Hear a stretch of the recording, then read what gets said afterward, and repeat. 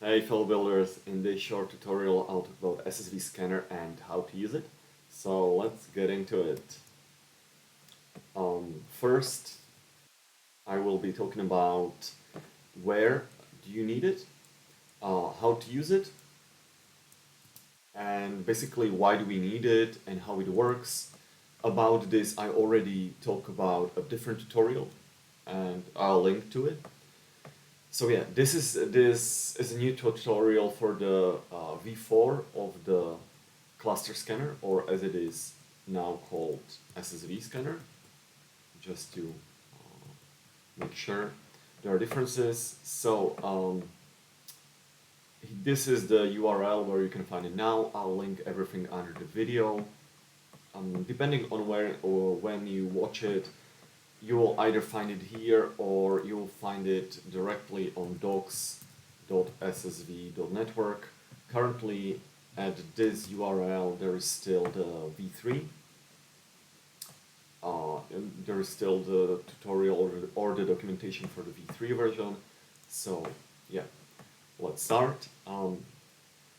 So SSV cluster scanner, you can use it as CLI or as an SDK. And there is also a community version written in Python that you can find in the LSD pool. I will link everything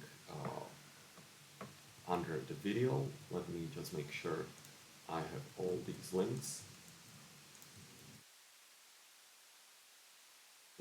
All of these links are here, so that's great. So let's just start with the tutorial. You basically, if you want to do it locally and use it with Yarn, just clone the repo and go into it. I've already cloned it. I've already went into it, and I have it open here. So I have already done these.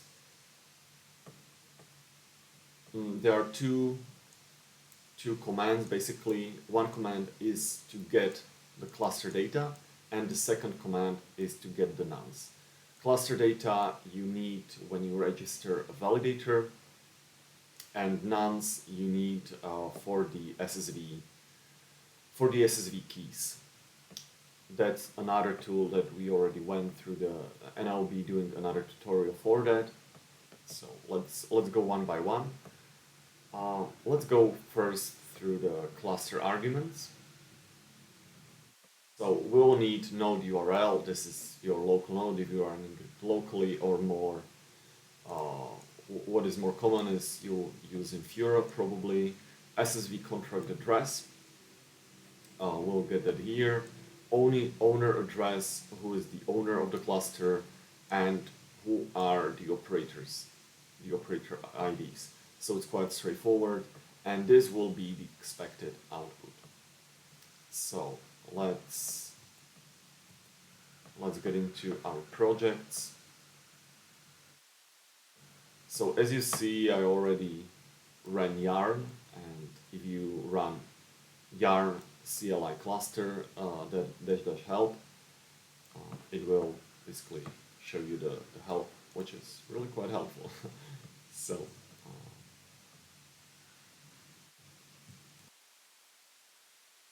what I'll do, let's copy this command, and let's just replace all these things with basically valid inputs, and I'll talk about a little bit about each of them.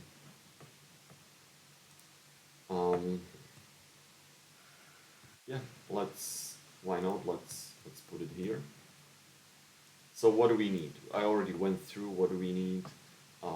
Node endpoint URL, just grab yours from Infura.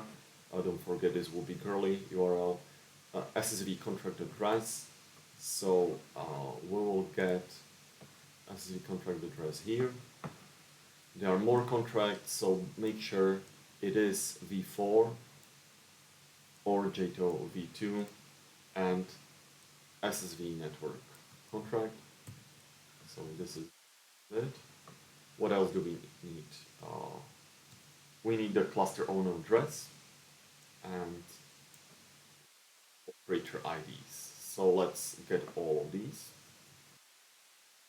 Okay, so I have opened the basically the UI for for the SSV network for management of my clusters.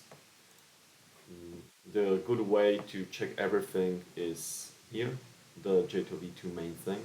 Here is the web app, here is the Explorer, so I'll be using these to interact with the blockchain and get the data that I need. So this is how your Infura URL would look for Gurley. Obviously here would be your key, which I don't want to share here. This is the contract address. These are the operator addresses. Just to give you a better idea, I already have a cluster. So I think you need to have these cluster owner addresses ordered. So for me, these would be 73334. By the way, shameless plug, this is my operator, so if you are not sure what operator to use mine, so, and 39. So let me just copy all of these numbers. And 39. Also, before that cluster owner address, basically that's the owner that will be deploying or registering the validators. So in my case, you can clearly see here my owner. So I'm not sure if I can copy like this. I can, yeah. So this is my owner.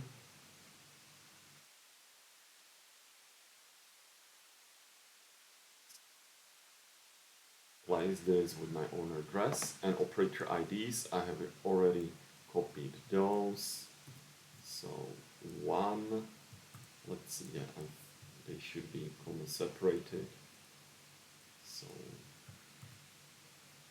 comma and space.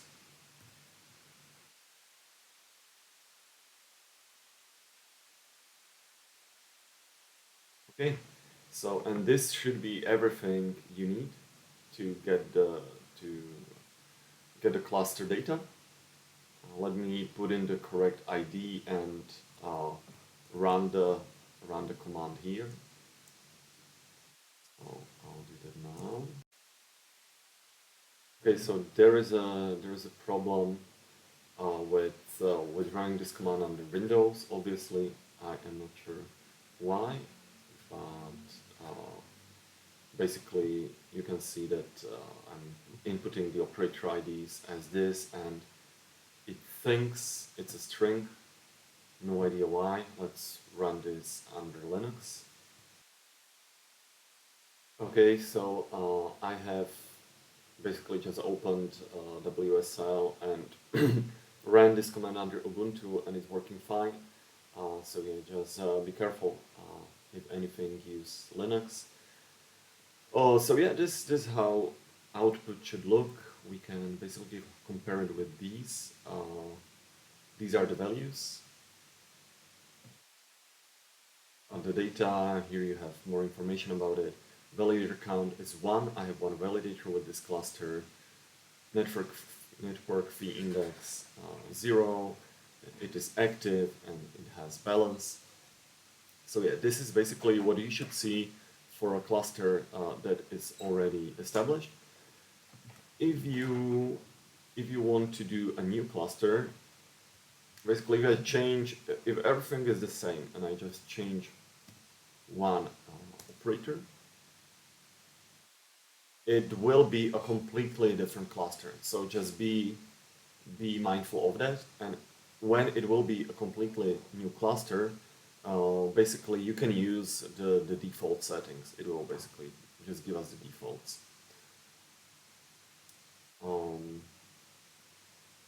Okay, I am not sure why it's active, but I think this is the default, at least based on the cluster scanner. So yeah, basically if you don't have any validators, you can just generate automatically in your code the cluster hash with providing these inputs. So that would be everything for for the scanner part. Let's now take a look at, where is it? Let's now take a look at the nonce arguments. So, and I will, let's try if this part works under Windows. So CLI nonce help. So let's see the arguments that we need to have. Node URL, obviously like with the previous one, contract address and owner address. Okay, so I think we have one cluster solved, so that the nonce, let's see what the nonce will be.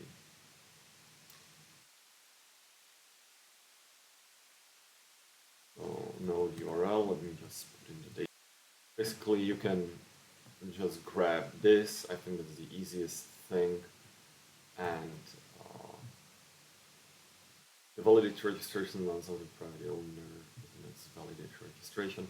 So let's see where actually the nonce starts. If it starts at 0 or at 1. I am personally not sure. Okay, so I have basically the inputs are kind of almost the same.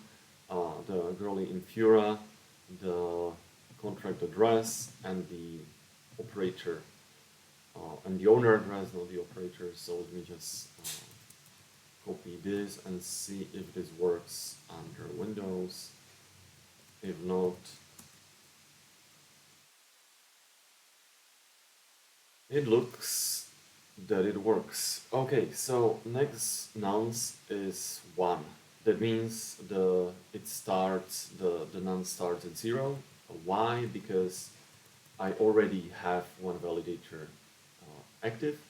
Also, this nonce is persistent across clusters. So if you have more clusters under one owner, the nonce will still increase, right? You can even, like, you can deduce it from the input as well, because you are not really specifying any cluster, right? You are specifying just the contract address and the owner address. So it will basically look for all registered validators from the specific owner.